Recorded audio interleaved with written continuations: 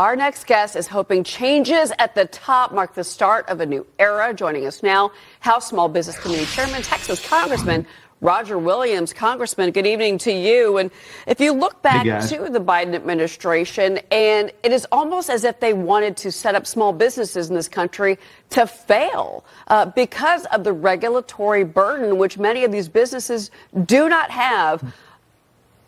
A wall of lawyers like the big banks do, for instance, to deal with. And many of them were very frustrated. Well, there's no question about it. I mean, you said it right. You know, Biden administration came in and they increased regulations by $1.73 trillion on Main Street. And to comply with those regulations, small business had to come with about 200 million man hours. And like you say, small businesses don't have lawyers. They don't have accountants.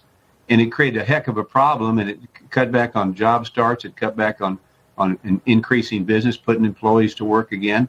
So it was a real disaster. And of course, the SBA, they just continue to regulate. And the fact of the matter is they wanted big government rather than less government. And they made it harder for businesses to compete because small businesses, Cheryl, thought they were competing against the government instead of each other. And that's the way it should be. Congressman, that's sort of how the last administration was doing things. We know their priorities. What would you like to see at the new SBA? What should that look like? What should the priorities be now moving forward the next 4 years? Well, the SBA needs to go back to its basic mission and be the lender of last resort, not first resort, and not try to compete against banks. I'm not so sure they shouldn't be downsized. They were too big. But what we need to see is we need to see a commitment to putting people in business, working with the banks, coming out with good products. And, of course, we're going to cut regulations to make it easier on small business. But they need to know who they're loaning their money to, too. I mean, we talked about the missing funds. A lot of it went to foreign nationals and other people. So as we move forward, we're going to have a great Kelly Loeffler and I get along great. We're going to have great cooperation there. But we're going to make it simple for business to get into business and people to be able to start a business and create net worth. You know, the government can create a job, but the government can't create net worth. And that's what the SBA can do, and that's what small business does. As you said, Cheryl, employs half the payroll, half the workforce right here in this country. Well, no, I mean, the small businesses are the engine of this nation. And so I'm really glad that things have changed. But, you know, you mentioned Kelly Loeffler. She was just confirmed on Wednesday. Are you open? Do you think that she would be open to DOGE coming into the SBA? Do you think that there is potential job cuts coming to the SBA or funding cuts coming to the SBA? Well, I can't speak for her, but I would have no problem with it. I mean, look at every business, every small business, the people we're talking to, at some point in time have independent auditors come in and check their books. That's what you do.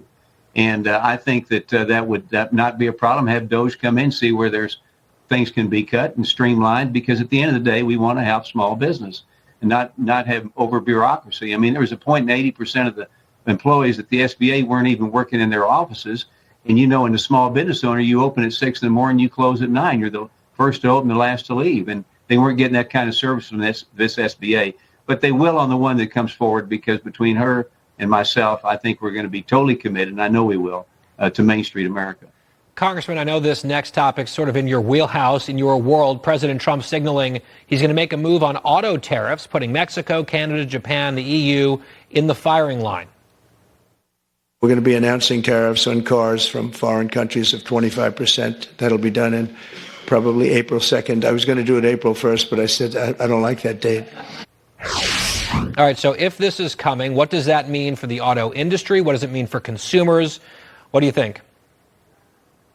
Well, you know, here's the deal. What President Trump is trying to do is get these manufacturing plants to do America.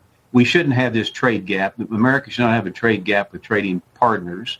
And so the tariffs, if he invokes the tariffs on the car industry, I've been through this before. Prices may go up a little bit, but it's worth it, I can tell you, to close this gap between the other car manufacturers and the U.S. So if we have tariffs, we'll find a way to work around it. You know, especially in my business, we find a way to sell everything.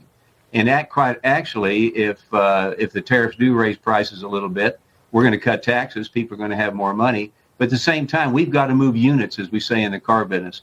And if we have to discount more, we'll discount. So it's possible that the consumer could actually pay less than he would be if there wasn't a tariff. But I think We have tariffs that level it out, and we'll get used to it and be able to afford it. Well, Congressman, I'll be interested to see what y'all do with people like Mercedes-Benz, where at their Tuscaloosa plant, 2/3 of what they make at that plant are exported. So it's going to be interesting to see how this all goes. Congressman Roger Williams, thank you very much for your time this evening. Okay. Good to see you guys. Thank you. Well, President